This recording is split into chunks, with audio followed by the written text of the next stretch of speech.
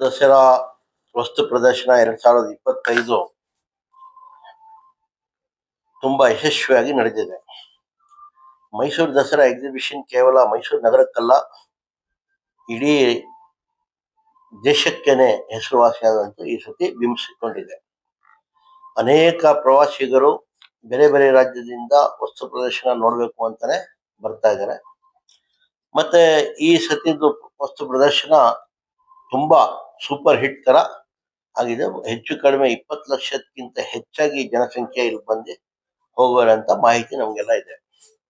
ಅದೇ ಮಾದರಿಯಲ್ಲಿ ಮೈಸೂರು ನಗರದಿಂದ ಆಚೆ ಹೆಜ್ಜೆ ಇಟ್ಟು ಮೊದಲನೇ ಬಾರಿಗೆ ಬೆಳಗಾಂ ಜಿಲ್ಲೆಯಲ್ಲಿ ಒಂದು ವಸ್ತು ಪ್ರದರ್ಶನವನ್ನು ನಾನು ಸ್ಥಾಪಿಸಿದ್ದೀವಿ. ಅದು ಕೂಡ ಒಳ್ಳೆಯ ರೀತಿಯಲ್ಲಿ ಚೆನ್ನಾಗಿ ನಡೀತಾ ಇದೆ.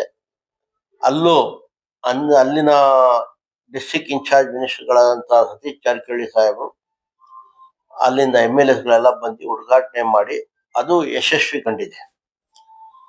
ನಮ್ಮ ಉದ್ದೇಶ ರಾಜ್ಯದಲ್ಲಿ ಎಲ್ಲಾ ಕಡೆ ಎಲ್ಲಾ ಜಿಲ್ಲೆಗಳಲ್ಲೂ ಒಂದೊಂದು ಮಾಡಬೇಕು ಅಂತ ನನ್ನ ಉದ್ದೇಶ ಆಗಿತ್ತು. ಅದಕ್ಕೆ ಪ್ರಯತ್ನ ನಾವು ಬೆಳಗಾವಿ ಜಿಲ್ಲೆಯಿಂದ ಪ್ರಾರಂಭ ಮಾಡಿದ್ವಿ. ಅದು ಸಕ್ಸಸ್ ಆಗಿದೆ ಅಂತ ಈ ಸಂದರ್ಭದಲ್ಲಿ ಹೇಳಕ್ ಇಷ್ಟಪಡ್ತಾ ಇದ್ದೀನಿ.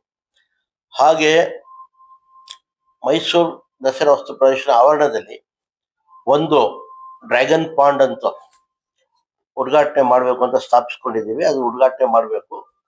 ಈ ನಾಡಿನ ಮುಖ್ಯಮಂತ್ರಿಗಳಾದಂತಹ ಸಿದ್ದರಾಮಯ್ಯ ಸಾಹೇಬರು ನಾಳೆ ಬಂದು ಆ ಕಾರ್ಯಕ್ರಮವನ್ನು ಉದ್ಘಾಟನೆ ಮಾಡಿಕೊಡ್ತಾ ಇದ್ದಾರೆ.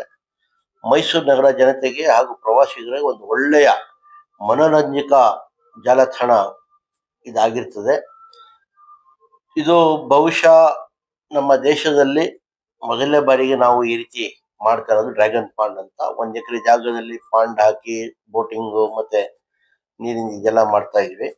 ತುಂಬಾ ಚೆನ್ನಾಗಿ ಬರ್ತಾ ಇದೆ. ನಾಳೆ ಸಂಜೆ 6 ಗಂಟೆಗೆ ಇದು ಕೂಡ ಉದ್ಘಾಟನೆ ಇದೆ. ಇದರ ಜೊತೆಯಲ್ಲಿ ವಸ್ತು ಪ್ರದರ್ಶನ ಏನು ಯಶಸ್ವಿಯಾಗಿ ನಡೀತಾ ಇದೆಯೋ ಇದರ ಹಿನ್ನೆಲೆಯಲ್ಲಿ ಈ ತಿಂಗಳು 22ನೇ ತಾರೀಕು ವಸ್ತು ಪ್ರದರ್ಶನ ಅಂತ್ಯ ಆಗಿತ್ತು ಇವತ್ತು. ಆದ್ರೆ ನಾವು ಮುಂದೆ 15 ದಿವಸ ಎಕ್ಸ್ಟೆಂಡ್ ಮಾಡಿದ್ದೀವಿ. ಕಾರಣ ಆದ್ರೆ ಇಷ್ಟೇ, ಕ್ರಿಶ್ಚಿಯನ್ಸ್ ಹೊಸ ವರ್ಷ, ಕ್ರಿಸ್ಮಸ್ ಹಾಲಿಡೇಸು, ಮಕ್ಕಳುಗಳಿಗೆ ರಜಾ ಇರ್ತದೆ, ಪ್ರವಾಸಿಗರು ಅನೇಕ ಜನ ಬರ್ತಾ ಇದ್ದಾರೆ. ಆದ ಕಾರಣ ಇನ್ನೂ 15 ದಿವಸ ಎಕ್ಸ್ಟೆಂಡ್ ಮಾಡಿ ಜನವರಿ 5ನೇ ತಾರೀಕು ತನಕ ಈ ವಸ್ತು ಪ್ರದರ್ಶನ ಮುಂದುವರಿಸ್ತೀವಿ ಅಂತ ಈ ಸಂದರ್ಭದಲ್ಲಿ ಹೇಳ್ತೀನಿ.